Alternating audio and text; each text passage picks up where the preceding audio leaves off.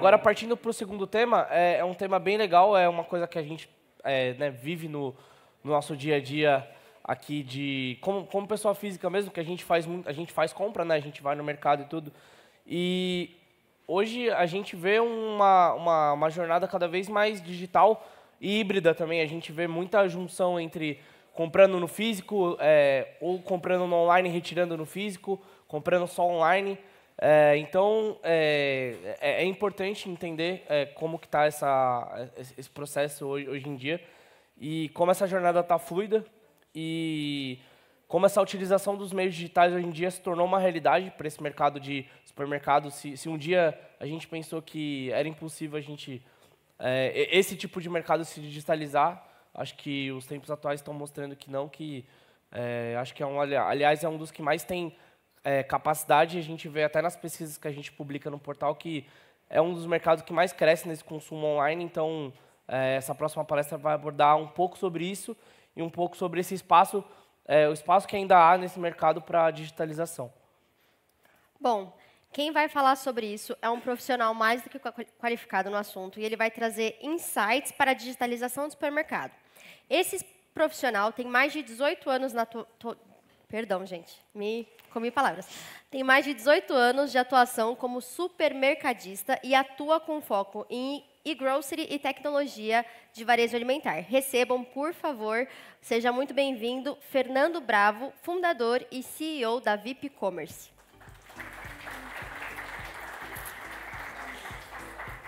Seja bem-vindo, por favor. Boa apresentação. O palco é seu. Boa apresentação. Boa apresentação, Fernando. Bom dia. Não sei se eu vou falar isso tudo não, hein? Será? Teve uma introdução bem grande aí para a gente. Como vocês viram a minha apresentação aqui um pouquinho, eu fui supermercadista por muitos anos, né? E depois fui e virei um empreendedor no ramo de retail tech, né? De tecnologia para o varejo. Aí, só para entender um pouquinho da plateia aqui, eu queria saber quantos varejistas a gente tem aqui. Só para saber se a gente tem varejistas de supermercado aqui. Olha, temos ali, apresentando-se, lá no fundo também. Não, bacana. Isso é legal a gente saber porque a gente está num evento que conecta...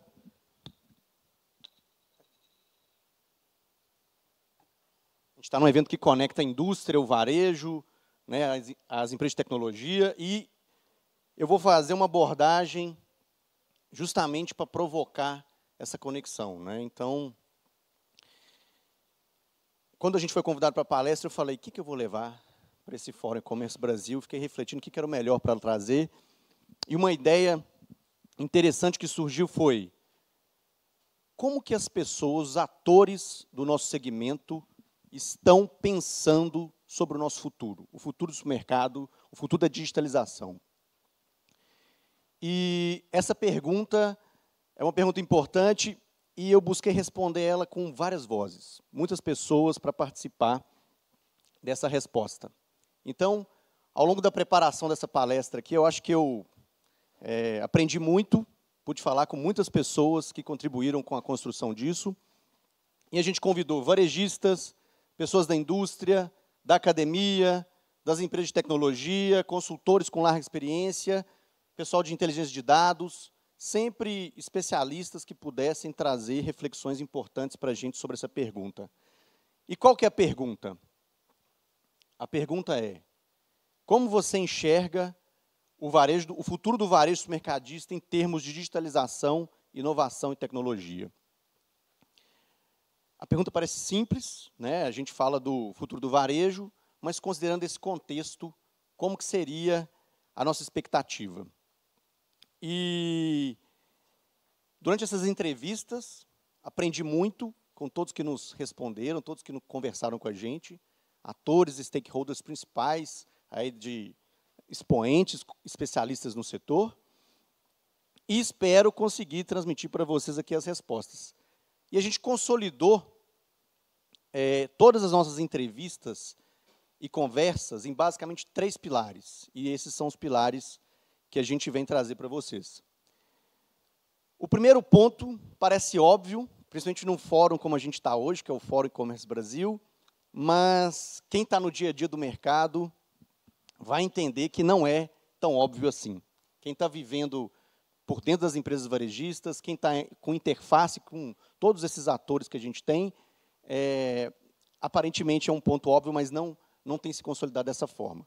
Mas todos esses entrevistados, todos que participaram, responderam que o caminho da omnicanalidade é um caminho sem volta, né? Isso é um contexto extremamente importante. Então, há uma consolidação da omnicanalidade. É um caminho inequívoco e sem retorno. E, aproveitando a voz de alguns varejistas nesse movimento, eu cito algumas reflexões importantes. A omnicanalidade é a construção de múltiplas interfaces para relacionamento com o consumidor, né? E a interface digital é uma das principais, porque é lá que nós amarramos todos esses pontos de contato, né? É uma arena propícia para a omnicanalidade. Agora, um ponto importante é, como evidência disso, um dos nossos entrevistados, o Robson Munhoz, que é da Neogrid, antecipou para a gente uma pesquisa a respeito desses dados, que mostram como que o consumidor está integrado, né, no dia a dia das suas rotinas de abastecimento com o consumo pelo e-grocery. E os dados que a gente tem são interessantes, principalmente no contexto pós-pandemia, que nós já estamos aqui consolidados. A digitalização, ela veio para ficar. 25% dos pesquisados afirmam realizar compras online do supermercado, onde as frequências de compra se manifestaram 5% diária, 18% semanal e 41% mensal. Então, a gente tem já uma participação importante do consumo pelo canal digital, pelo canal do e-grocery. E aí com vários formatos, né? Porque quando a gente fala de compras online do supermercado, nós estamos falando de comprar direto do supermercado, através de uma plataforma white label, estamos falando de marketplace, estamos falando de um marketplace de delivery, que é aquele que entrega de forma hiperlocal. Estamos falando de grandes e-commerces vendendo categorias que são tradicionais do supermercado, perfumaria, higiene, alimentos que são menos perecíveis. E aí, quando eu falo desses grandes players abocanhando esses mercados, essas categorias, e principalmente de categorias menos perecíveis, vem a opinião dos varejistas, dos próprios supermercadistas, a respeito do que eles pensam que vai ser o futuro disso. Então, mais de um varejista trouxe essa perspectiva de que a digitalização, ela veio para ficar, obviamente, mas acredita que, em médio e longo prazo, nós vamos ter um aumento significativo do e-commerce e de grandes players, vendendo os produtos não perecíveis com maior participação, e o supermercado, ele destacando-se e tendo como seu diferencial, principalmente, a cadeia de perecíveis e frios. Então, a citação da Bruna, diretora executiva do Big Box, uma das pessoas que a gente conversou, eu acredito que a loja física se tornará um ambiente de experiências, tendo os perecíveis como destaque, e o e-commerce fazendo o abastecimento dos produtos industrializados. Ainda assim, seja no online ou no físico, o mais importante continua sendo uma operação excelente que atenda às necessidades do consumidor. Então, pontos importantes. As categorias que se imagina que vão ser cada vez mais relevantes no supermercado, principalmente os perecíveis, mas mais que isso, a operação, a qualidade no atendimento vai ser um diferencial cada vez maior.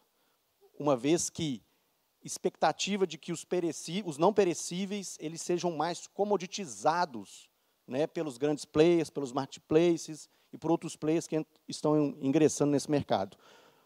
Conversei também com o Leonardo Cavalcante, o CEO do Nordestão, e a citação caminha no mesmo sentido. O varejo alimentar perderá sortimento na cauda longa, perecíveis e cadeias de frios crescem. Essa é a visão de futuro que a gente tem aqui dos varejistas, principalmente quando se trata desse ingresso de múltiplos players no segmento de alimentar.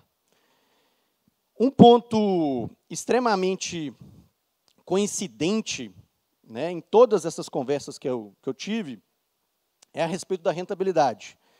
E isso um momento muito oportuno para se discutir, né? Porque nós estamos vivendo, de fato, um ponto importante na rentabilidade das empresas do varejo alimentar, né? E a gente pode destacar aqui uma confluência de fatores que projetaram essa questão. Acho que o primeiro deles a gente acabou de citar, o próprio movimento de transformação digital, o próprio movimento de construção da omnicanalidade pelas empresas varejistas, num primeiro momento, é um movimento de investimento, é um movimento de esforço, é um movimento de complexidade, é um movimento de qualificar as pessoas para conseguir operar, né, negócios omnicanais, negócios que são digitais e físicos, né? Então, a gente tem um primeiro momento que consome, que tem um custo, o custo da transformação. E foi uma transformação extremamente catalisada num processo que a gente viveu de digitalização acelerada pela pandemia. Então, esse é um primeiro ponto, que ele vai ter impacto na rentabilidade. Hoje, se você perguntar para a maioria dos players que operam venda online de alimentos, grande parte deles vai falar que a operação ainda não é rentável. E nós vamos voltar a falar disso um pouco mais à frente. Então, isso é um primeiro ponto, o impacto na rentabilidade pela transformação. Um segundo ponto que a gente viveu, que a gente acabou de comentar, que é até a expectativa dos varejistas, é o impacto dos grandes players que estão invadindo esse cenário, invadindo esse mercado.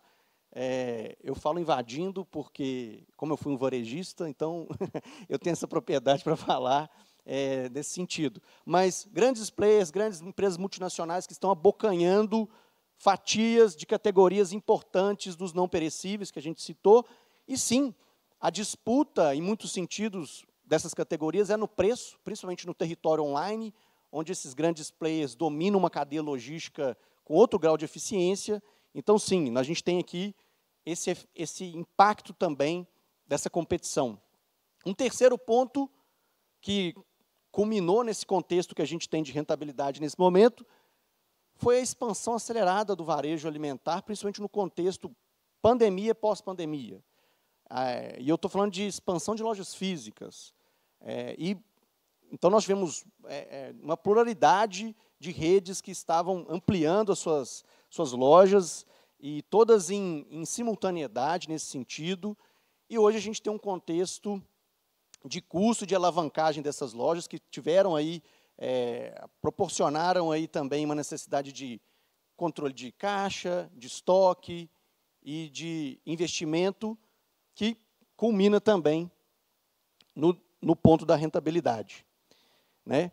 Então, a rentabilidade se mostrou um desafio extremamente importante e real, que todos estão apontando nesse momento.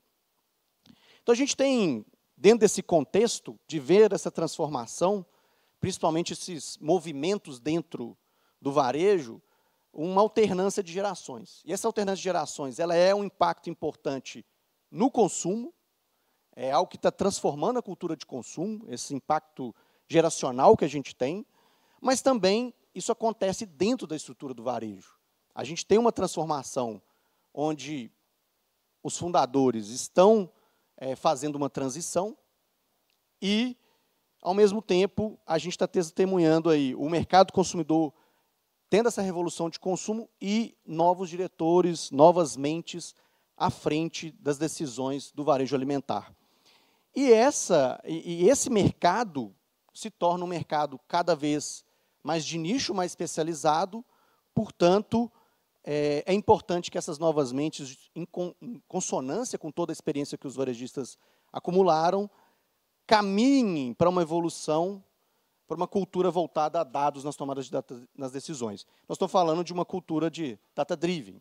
E isso é importante porque o varejo e o consumidor se tornam cada vez mais complexos, mais especializados e mais nichados. Há uma grande transformação acontecendo no varejo, que ela se intensifica agora, nos últimos 30 anos, que é a mudança do mercado de massa para o mercado de nicho, mercado especializado, mercado de personalização.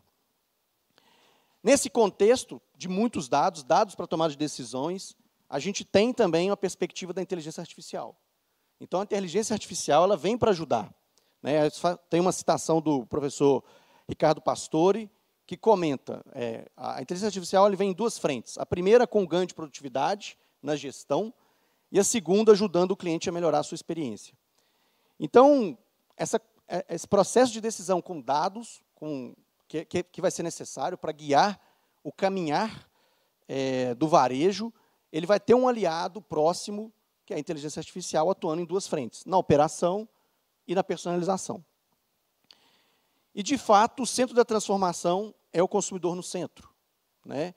E nesse contexto, que a gente está falando da personalização como caminho mais eficiente, ela traz para a gente aqui a necessidade da gente preparar esses ativos, os ativos que a gente tem dentro de casa, que são os clientes.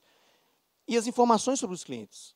E como nós vamos atuar, atender e chegar nesses clientes de forma mais eficiente. Aqui eu trago uma citação, que é de um entrevistado da indústria, dados internos, e infelizmente eu não pude citar, mas 40% das promoções atuais não geram aumento nas vendas. 35% das promoções atuais não alcançam, não chegam no seu destino, no seu consumidor final. Então, gente, eu falei um pouco do impacto da rentabilidade, e nessa alavanca de disputa que a gente teve, com novos mercados ampliando, os varejistas online chegando, a gente teve uma atração muito forte com preço e promoção. E isso compõe mais um balanço nessa questão da rentabilidade. E aí nós vamos caminhar aqui para falar um pouquinho que todo esse impacto na rentabilidade, ele é um processo que a gente vai ter que buscar o equilíbrio.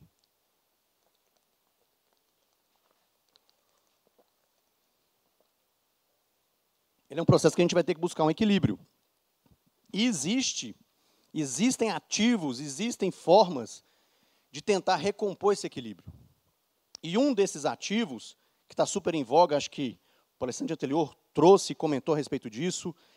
Quem teve contato com o material da NRF viu que o Retail Media é um ativo importante para recompor a rentabilidade. Então, por que o olhar para o consumidor é uma pré-condição para Retail Media?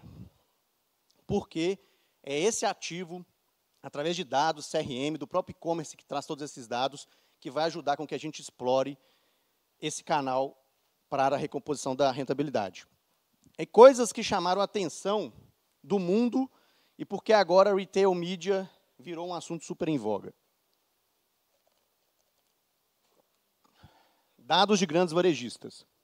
Essa transformação, ela acontece de cima para baixo. Então, o que nós temos aqui? Resultados de 2021 a respeito de ads de grandes companhias. Em 2021 foi quando a Amazon ultrapassou o YouTube em receitas com ads. Nós chegamos a ter uma receita de 31 bilhões pela Amazon com ads e YouTube 28 bilhões. E 2023, nós temos um resultado impressionante a respeito de crescimento a respeito disso.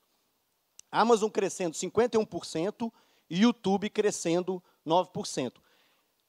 Então, Retail Media, e no caso aqui Retail Ads, se tornou uma linha de receita extremamente importante para que a Amazon, por exemplo, publicasse um resultado no azul.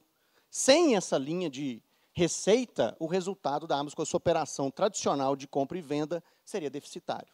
Isso é um dado que muitos já estão sabendo e é um dos motivos pelo qual todos nós estamos atentos agora para o resultado de Retail Media. E o Retail Media é uma proposta muito importante também para a indústria e para todos os anunciantes que usam desse canal. Porque ela devolve de 3 a 6 vezes mais por esse canal, né? Então, nós estamos falando que é um canal que traz um resultado também importante para todos aqueles que anunciam, que utilizam desse movimento.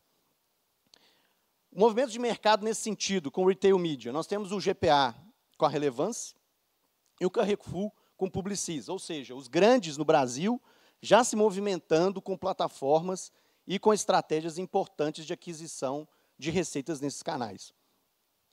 E o varejo regional, né, que vai começar a desenvolver, nesse momento, esse tipo de receita Lógico que ela existia já de uma forma diferente, nós vamos falar um pouco sobre isso, via trade marketing, via negociações diferentes, que já eram tradicionais do varejo, mas nós entendemos que o varejo regional ele vai caminhar para uma plataformização, ou seja, nós vamos ter soluções que vão plataformizar esse relacionamento com a indústria, esse relacionamento com todos os anunciantes. Desafios: tecnologia e negociação comercial. Tecnologia para praticar retail media é de fato um desafio, então por isso que nós dissemos que vai ter que ter um movimento de plataformização para que os regionais consigam operar isso, e os grandes já estão construindo as suas próprias plataformas para conseguir captar esses recursos e recompor rentabilidade. Negociação comercial, o jogo muda. E aqui eu cito um entrevistado que está aqui com a gente também assistindo, que fala um pouco a respeito desse jogo. Então, esse é um jogo de publicidade e não de trade marketing.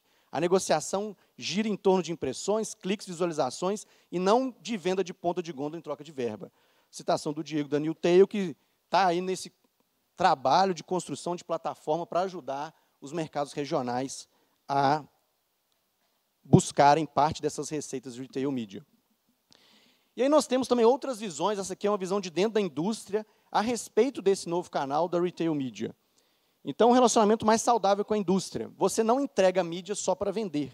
Você também pode construir marca no ponto de venda e os assets do varejo passam a ser monetizados e não só com os recursos de vendas, mas também com os de marketing. É um orçamento adicional. Se tivermos as métricas apropriadas, a comparação será, vamos colocar verba na TV ou no varejo? Então, esse é um depoimento da indústria, infelizmente eu não posso citar a fonte, mas que foi nesse contexto de entrevistas, e isso prova um pouco aquela ideia do ROI de 3 a 6 vezes maior. Ou seja, esse é um canal importante para a indústria, vai virar uma linha de receita importante para o varejo, e ele está alinhado com esse movimento que nós estamos falando de recomposição da rentabilidade. Tempo potencial. Então, em curto prazo, né, se enxerga que até 0,5% do GMV possa virar receita de retail media. E, em médio e longo prazo, de 5 a 10 anos, 1,5% do GMV possa ser receita de retail media. Então, aqui eu trago mais uma visão a respeito desse contexto de rentabilidade e a retail media como uma ferramenta na recomposição, a visão do Manuel, o CEO da Props. No médio prazo, para quem tiver disciplina na execução do retail media e olhar para além das frustrações, acredito que fará diferença positiva na recomposição da margem no relacionamento com o consumidor final. Então, gente, a rentabilidade, né, por vários contextos que eu trouxe aqui no início desse ponto, ela pode ser apenas um sintoma. Né? Ela é um sintoma de transformação, de muito esforço que a gente tem feito para fazer essa transformação acontecer no varejo, a transformação digital, a transformação das pessoas que vão conduzir com esse processo. E esse é um dos pontos principais que a gente termina aqui como terceiro ponto de todas as entrevistas. O terceiro ponto é pessoas. Então, o primeiro é a omnicanalidade está na direção de forma firme, não vai retroagir. O segundo, a rentabilidade está sofrendo um impacto de todas as transformações. E o terceiro ponto, em consonância de todas as conversas que a gente tem, são as pessoas. Por quê? O movimento de transformação proposto por esse processo de transformação digital, por esse caminhar da omnicanalidade, da construção da estratégia da omnicanalidade, o desafio da rentabilidade. Como nós vamos resolver tudo isso? Com uma mudança importante na mente, nas decisões, dentro do varejo, dentro de todos os stakeholders envolvidos. E quem que vai fazer essas mudanças são as pessoas, essas mentes que vão conduzir esse processo. Então, a gente tem um ponto muito importante aqui de qualificação das pessoas. As pessoas que vão usar a tecnologia como ferramenta para poder fazer essa construção de transformação e que vão reestruturar os processos diante desse novo mundo com esses desafios de transformação digital. Então, a cultura organizacional. A gente precisa que todos tenham propósito e estratégia claros, as pessoas de dentro do varejo, isso não é comum, para que a gente consiga atrair e reter talentos. Eu acho que, nos últimos anos, a gente teve uma revolução importante do ponto de vista do mercado de mão de obra. Isso impacta todo mundo, de como que essa geração que chega, né, principalmente o varejo, que é um setor que contrata jovens, né, pessoas muito jovens, mas como que essa cultura de trabalho ela tem modificado. A gente vê como que os jovens têm tido mais dificuldade para engajar como mão de obra no varejo e tem sido uma dificuldade retê-los também. Então, nós precisamos acompanhar essa transformação, inclusive na mentalidade dentro das empresas, para poder abraçar esses trabalhadores também. E isso tem a ver com propósito, estratégia e investir em capital intelectual, preparar as lideranças para o desafio do varejo. Então, tudo isso que a gente citou, os desafios da transformação digital e da rentabilidade, eles são extremamente impactados pela questão da qualificação da mão de obra no varejo. E aí, gente, para finalizar, eu trago algumas considerações. A primeira delas é uma reflexão rápida sobre um termo que, durante as nossas entrevistas, a gente ouviu, que é a questão da síndrome da imunidade, né? Então, nós estamos vivendo um momento de transformação importante no varejo alimentar. As empresas estão com dificuldade de fazer a condução dessa transformação no mercado mais competitivo, com grandes players que vêm de fora, e de fazer esses negócios serem rentáveis. Mas a gente não pode ter esse comportamento de que não vai acontecer comigo. Então, a síndrome da imunidade é esse pensamento de que esses problemas todos estão longe de mim. E eu acho que isso tem gerado uma certa desorientação. Por quê? Eu acompanhei de perto toda essa revolução de transformação digital, porque, além de ter sido varejista no passado, iniciei uma das mais antigas empresas de digitalização do Brasil, de e-grocery. E, nesse contexto, eu vi como que a transformação foi acelerada, mas hoje a gente está vendo grandes redes colocando essa decisão para depois. Estão suspendendo o juízo, estão suspendendo o momento de falar, será que eu vou para esse lado? Será que eu continuo investindo aqui? Porque, como eu disse no início, as operações ainda não estão tão maduras, não são tão rentáveis, e nós estamos num contexto de rentabilidade em jogo no varejo. Mas isso pode parecer uma desorientação. Qual que é a desorientação? É achar que investir na digitalização, na transformação omnicanal, ela pode ser algo precipitado ou um equívoco. E isso é uma desorientação, porque fatalmente isso será um problema. As gerações que chegam para consumo e que vão continuar nesse processo, elas vêm com uma cultura de consumo totalmente modificada pela digitalização. Então, nós temos que ficar atentos a esses contextos para não ter desorientação e usar o problema da rentabilidade como uma causa. Não, ele é um sintoma. É assim como uma febre, que é um sintoma, que pode ser desde dengue como Covid. E, nesse sentido, pode ser desde dengue como Covid, a gente precisa descobrir a causa. Então, a rentabilidade, quando ela está em xeque, e descobrir a causa, a gente precisa de trazer ciência. Então, por isso que eu finalizo que é a necessidade de ciência. E a necessidade de ciência é a gente tomar as decisões com dados, pegando as evidências, trouxe muitas evidências de dados de para onde o varejo está indo aqui, muitas citações de especialistas. Isso é importante para a gente fazer a tomada de decisão para o varejo do futuro, para o varejo dos próximos anos. É isso, gente. Muito obrigado aí pelo tempo.